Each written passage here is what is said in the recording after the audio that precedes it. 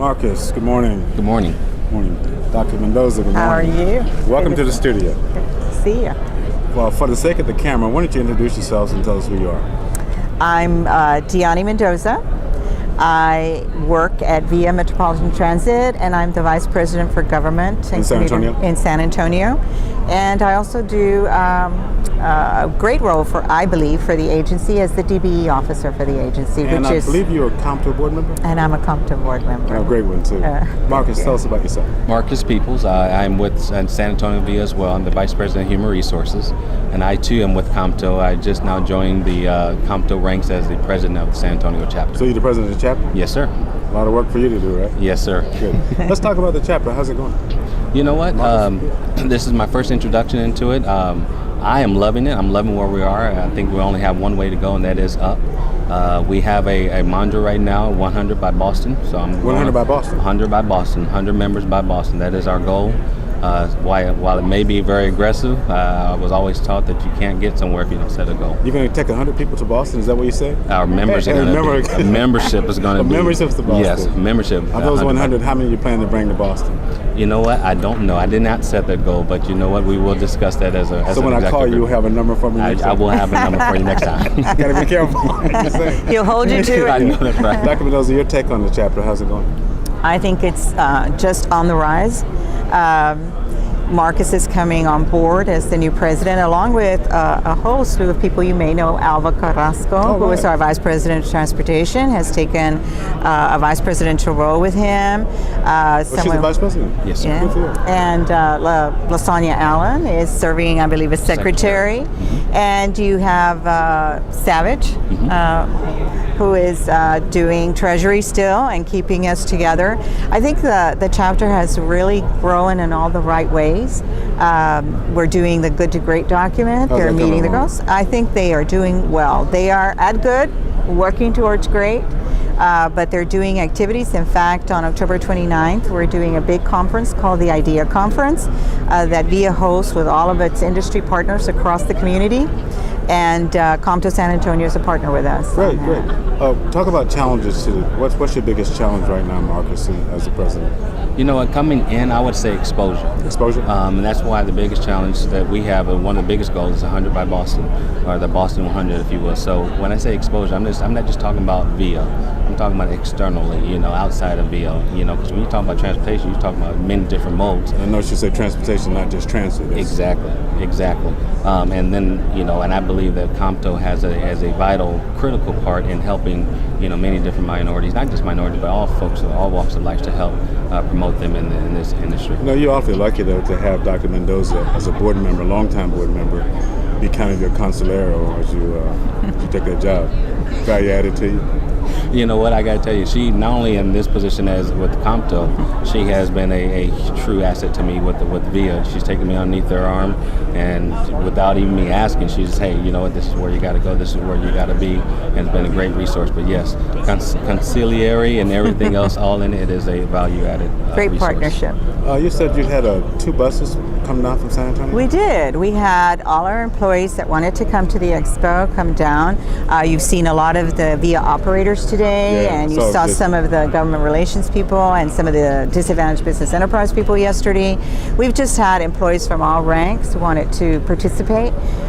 We had the opportunity to bring them up. We were in Houston, so not far from San Antonio. Right down the road. So we brought as many people as could come on those 2 buses. So it was good for us to be able to do that. You've been to several of these, but this is the first time Comto has ever had a pavilion and expo. What do you think? I think it's been outstanding. I think the people that I've talked to, one, have an interest in Comto, have an interest in how to participate as a small business on many different levels. I think the expo has been outstanding for us to be able to have a presence and for people to be exposed to Comto's work. I'm very proud of what we do with young people as the future of this industry. So I think that seeing some of the young people here who we have brought through the ranks kind of closes the loop for me. Yeah. We've talked often about diversity and getting more people involved. Your thoughts about, you mentioned the Latin Council, I'm not sure the definition. Right. We had a meeting. There's an interest Hispanics, as you well know, as African Americans, are very underrepresented among the ranks at the C-suite level. Right. I think there's an interest by many of the Hispanics who are in high-level positions. You know, when you look at CEOs across the industry, I can probably count how many Hispanics on one hand, and it does not, probably doesn't even do the one hand. So there's a concern that we don't have the exposure, we're not, you know, as well organized as we should be. And I have often said that Comto has done a great job in bringing together their resources and in including us in that.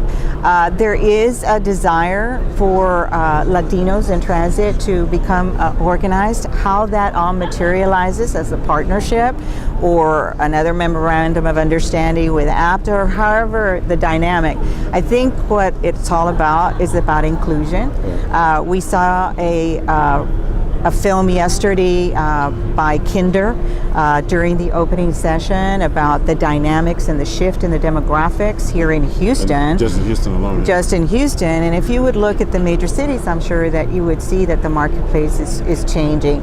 So it's all about, you know, us working together.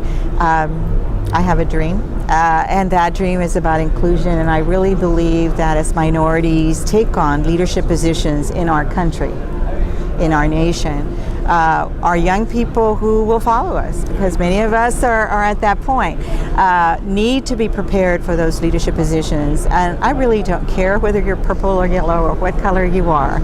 I think what's important is that we learn to collaborate, that there is strength in numbers and strength in the right things to do for the right reasons. Back in the summer when I was in San Antonio, I was so taken by the diverse membership. You've got to be the most diverse chapter that we have. It was just good to see. So I assume that you're going to push this with Bob and the board and try to become even more inclusive. Is that what I'm hearing? I really have always felt that, as you know. I am a quiet leader in that respect, in that I feel that I have always said to those coming after me that it is about participation. You can't expect something to be given to you if you don't get in the trenches and work towards it. You enjoy being on the board, don't you? I do. Yeah, I do. Marcus, back to you as the chapter president. I mean, how do you balance that job with being the HR director at VIA? Is that a 25-hour day? 25-hour day, but it's a team. Like she had mentioned, Alva Carrasco is the vice president.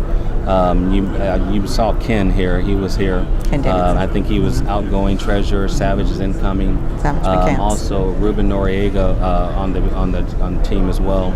They were all here. I got to tell you that there has been a increase in just interest. And that's why I started off with saying exposure.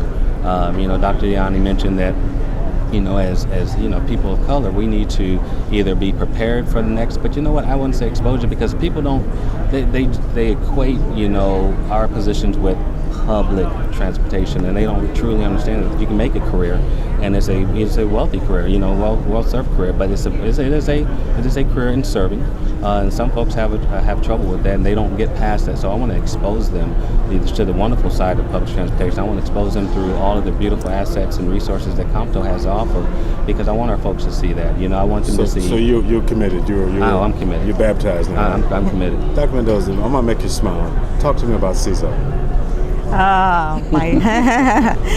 Caesar is doing great. He was our city intern for this past summer. Caesar is supposed to finish next semester at the University of Chicago in Illinois. Again, with this message of inclusiveness, when I got to become a board member, a young woman by the name of Eunice from Chicago, Eunice Escobar from Colombia, who is in Chicago and works for the new chapter president. And she came up to me when I was selected to the board, and she said, I really want to participate. And I said, you need to become president of that chapter and participate and get in there and work towards it. She's doing it. And Eunice met Cesar at our meeting in Washington when we took the interns there for our meeting. In Atlanta. And in Atlanta, they got to talking. It's the networking we do with the Council of Presidents and everything. And Cesar has an interest because his grandparents raised him, and he was raised on a farm. So he knows about farming, and he has a great interest in sustainable foods and things of that nature for developing countries. So Eunice connected him with the government of Colombia. He is right now doing a stint, almost like a Peace Corps worker, teaching in Colombia? In Colombia, teaching people how to farm, and Wow. he's working with this program that Eunice got him involved in. He's Skyping Ashley and Eddie in my office about what's going on, and he will come back in December. We'll finish the semester and be graduated from the University of Chicago. But again, you asked me why I chose him as an intern, and I told you. Yeah. He has a passion, and his passion is service. And I'm just delighted to know the young man, to, be a mentor and a confidant, and he's doing great work. Do you realize, I'm sure you do, that is kind of what Comto is? Yeah. Is touching one special young person at a time. Absolutely. Is that what you see it, Marcus? Yes, sir. Yeah. I do. You always want to acknowledge Renee and your friendship with her. Please do. Renee Edwards has been, a confidant, a friend, and someone that I turn to in times of trouble. This has been a very challenging season for Renee's life, and I live with a challenging season every day with my 96-year-old mother. And Marcus. And Marcus. Renee is family. Well, guys, we've been trying to do this for a while. Sir, I wish you the best of luck. Thank you. I mean, you're gonna do well. If you don't, we'll just have to kill you. Thank you. And Dr. D, always a pleasure being with you. It's a pleasure to see Welcome you. to the studio. Thank you, sir. And I'll see you guys soon in San Antonio, Dallas, or Austin, or someplace. And, Pretty soon. Take care. Thank you. Take public transportation. Yeah, all right. Look at me. Yeah.